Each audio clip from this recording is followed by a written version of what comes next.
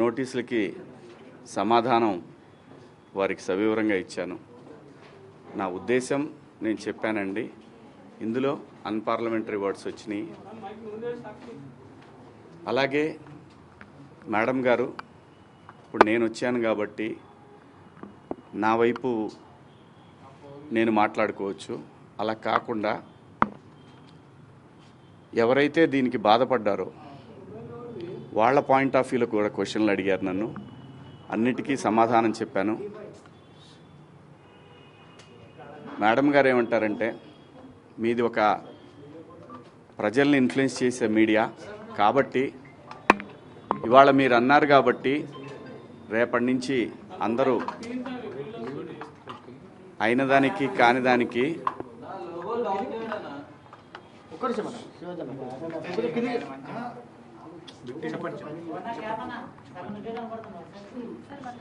అయిన దానికి కాని దానికి ఆడవాళ్ల మీద కామెంట్లు పెడతా ఉంటారు కదా. అంటే కరెక్టే మేడం, ఒక ఇన్ఫ్లుయెన్స్డ్ పర్సన్గా దయచేసి దీన్ని ఆపేద్దాం. ఎందుకంటే సమాజంలో ఇంకా చాలా విషయాలు ఉన్నాయి. ఇది మేడం గారు చెప్పిన దాని ప్రకారం ఎవరిని హర్ట్ చేయాలని కాదు, ఎవరిని ఇబ్బంది పెట్టాలని కాదు మేడం. నేను జరిగిన సంఘటన చూసి మాట్లాడిన అంశంలో తప్పుడు పదాలు దొర్లిని, దానికి అందరికీ నేను వివరణ ఇచ్చాను, నా అపాలజీస్ చెప్పాను అని కూడా చెప్పాను. మేడం గారు కూడా చూశారు. నాకు ఇక్కడికి వచ్చిన తర్వాత అర్థమైంది ఏంటంటే, నేను ఏదైతే ఆ రోజున నేను ఏదో జరగబోతుంది అని ఏదైతే గ్రహించానో, నాతో కెరీర్ మొదలుపెట్టిన వాళ్ళు చాలామందికి ఎందుకో నా మీద వ్యతిరేకత ఉంది. ఎందుకో తెలీదు. నేను ఒక సందర్భంలో, ఇది బయట తెలిసిన విషయం, ఒక సందర్భంలో ఎందుకు వీళ్ళకి నా మీద కోపం ఎందుకో నాకు తెలీదు. 30 సంవత్సరాలు అయింది నేను ఈ పరిశ్రమకు వచ్చి. ఈ 30 సంవత్సరాల్లో నేను ఏ ఒక్కరిని ఇబ్బంది పెట్టినా ఈ పాటికి ఎప్పుడో బయటకు వచ్చేది. రాలేదు. వచ్చి ఉంటే ఈ పాటికి మీరందరూ నా మీద ఎగబడేవాళ్ళు. చాలామంది నాకు తెలియదు అనుకుంటారు.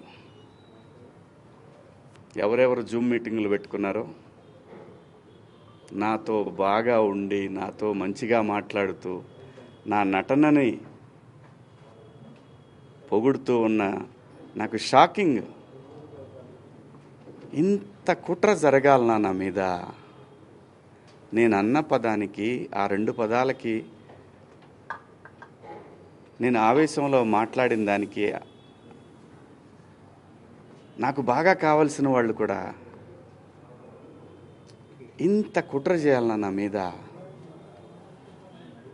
నేను మేడం గారు, ఆవిడ, ఇది ఒక ప్రభుత్వం యొక్క సంస్థ. వ్యవస్థలను గౌరవించకపోతే సమాజం తప్పుడు దారిలో పడుతుంది, అన్రెస్ట్ ఏర్పడుతుంది. ఆవిడ చాలా హుందాగా, చాలా గౌరవంగా ఈ వ్యవస్థను నడిపిస్తూ ఉన్నారు. ఒక బిడ్డకి చెప్పినట్టు చెప్పారు, ఇది ఇలా తప్పు. నేను అడిగింది ఒకటే మేడం గారిని, మేడం గారు, మీరు మీ డ్యూటీ చేశారు, మీరు చేసిన దానికి నేను గౌరవంగా నేను వచ్చి ఒక పౌరుడిగా నా బాధ్యత నేను నిర్వహించాను. ఇక్కడ ఇందాక నేను మాట్లాడిన నా కుట్ర విషయం వేరే, మేడం గారి సందర్భంలో జరిగింది వేరే. నన్ను అంతగా అసహించుకోవటానికి, మీరు నా మీద అంత జలసీ రావటానికి ఏమిటమ్మా కారణం? నేనేం తప్పు చేశాను? నా బుద్ధి గడ్డి తిని మీ నాన్న చెప్పడా మీ ఇంట్లో మీ అమ్మ చెప్పదా మీ ఇంట్లో? అంత ద్వేషం ఎందుకు పెంచుకుంటున్నారు? వినా స్త్రీయా జననం నాస్తి. స్త్రీ లేకపోతే ప్రపంచమే లేదు. అసలు ఈ మానవాళ్లే లేదు. ఏ మగవాడు కూడా తన ఇంట్లో తన భార్య, తన బిడ్డ, తన అక్క చెల్లెళ్ళు, తన కుటుంబాలు ప్రతి ఒక్కడికి ఉంటాయి. ఇక్కడ ఎవరి మీద దాడి చేస్తున్నారని, ఆ డివిజన్ని తీసుకురావాలని ఎందుకు తహతహలాడిపోతూ ఉన్నారు? అందరి వాదన ఒకటే, స్త్రీని మహాలక్ష్మిలా చూసుకోవాలనుకుంటారు. ఎవరు బట్టలు ఎలా వేసుకుంటే నాకేంటమ్మా? మీరు ఎలాంటి బట్టలు వేసుకోవాలనేది మీ ఇష్టం. నేను ఒక తండ్రిలాగా నా దగ్గర హీరోయిన్లు అందరూ కూడా నాకు తండ్రిలాగా నేను పాత్రలు చేస్తున్నాను కాబట్టి నా బిడ్డలకు చెప్పినట్టు చెప్పానే కానీ ఇంతకుముందు ఎప్పుడు ఎవరు ఏమీ అనలేదమ్మా. వాళ్ళ మీద మీరు ఇలాగే కంప్లైంట్లు ఇచ్చారా? జూమ్ మీటింగులు పెట్టుకొని మీలో మీరే? ఏమ్మా, పేర్లు పెట్టి అనగలను నేను, కానీ మీరు ఇబ్బంది పడకూడదు. ఇంత కుట్ర చేయాలా నా మీదన? శివాజీ అనేవాడు సినిమా పబ్లిసిటీ కోసం అంత చిల్లరగా దిగజారుతాడా శివాజీ? భారతదేశంలో ఎవరు ఎలా బతకాలనేది రాజ్యాంగం నిర్దేశిస్తుంది, నేను కాదు. ఒకవేళ ఎవరి హక్కులకైనా భంగం కలిగినప్పుడు దానికి ఇలాంటి వ్యవస్థలు ఉంటాయి. సో నాకు అర్థమైంది ఏంటంటే, సలహాలు ఇవ్వటం మానుకోవాలి. సలహాలు ఇవ్వటం, మంచి మాటలు చెప్పటం మానుకోవాలి. ఎవరిదాడికి తెలుసు ఇక్కడ.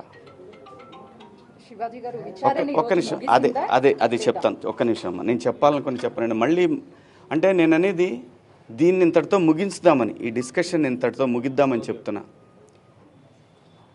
ఎవరి అభిప్రాయాలు వాళ్ళకి తెలుసు. ఇక్కడ మంచి మాటలు చెప్పాను, చెడ్డ మాటలు చెప్పాను అనే దానికి బ్యారియర్ లేదు. Very clear.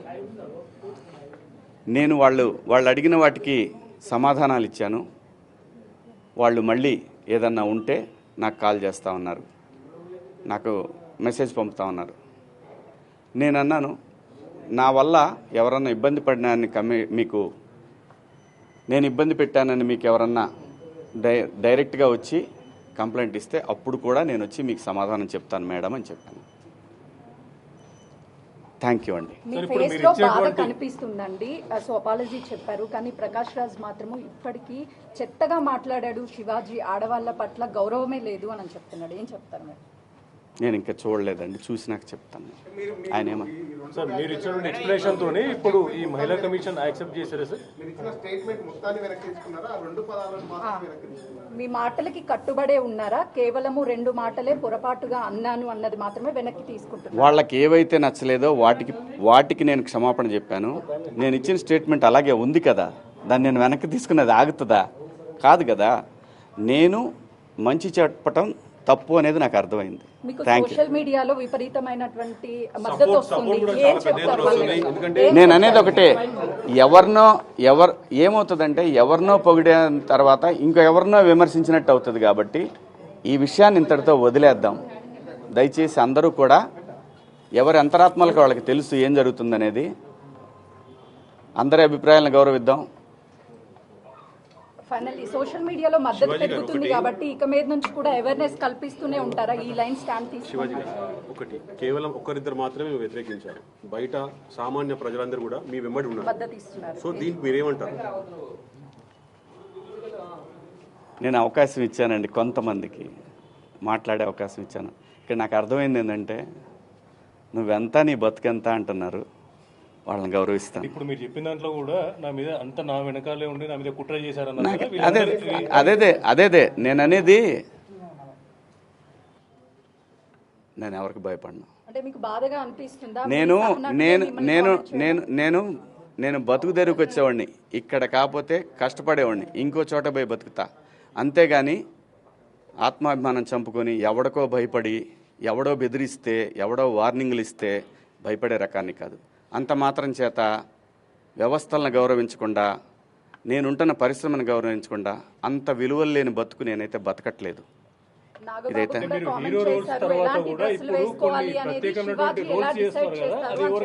అదే నాకు నా చూడండి, నాకు భగవంతుడు ఈ జన్మలో నటుడిగా బతకమని ఇచ్చాడు. బతికే బతుకులో సమాజానికి ఉపయోగపడే విధంగా బతకమని చెప్పాడు. నేను అలాగే బతుకుతున్నా. అన్నిటికీ ప్రతి ఒక్క దానికి గుర్తుపెట్టుకోండి, కాలం కర్మ అన్నిటికీ సమాధానం చెప్తుంది. నేను ఒకటే చెప్తున్నా, నా వెనకాల అంత కుట్ర చేయాల్సిన అవసరం లేదు. నాకు ఈ సినిమా కాకపోతే నేను రైతు కొడుకుని, నాకు 30 ఎకరాల పొలం ఉంది, వెళ్ళి బతుకుతా. కానీ భయపడే రకాన్ని మాత్రం ఎప్పటికీ కాదు. ఇది పొగరు కాదు, ఇది నా ఆత్మాభిమానం. ఇది నా ఆత్మాభిమానం. నాగబాబు గారిది నేను చూడలేదు. ఎవరు వీళ్ళిద్దరు మీరు చెప్పింది నేనేమీ చూడలేదు. అందరికీ నచ్చే విధంగా ఎవరు మాట్లాడలేరు. ఆఖరికి గాంధీజీ మీద కూడా హత్య జరిగింది. ఈ దేశంలో ఎవరిని, ఈ భూమి మీదనే ఎవరు సాటిస్ఫై చేయలేరు. యథార్థవాది, లోక విరోధి. మీడియా ముఖంగా మహిళలకి మరొకసారి ఏమైనా చెప్పాలనుకుంటున్నారా? తెలియదండి మీడియా ముఖంగా అన్ని అదే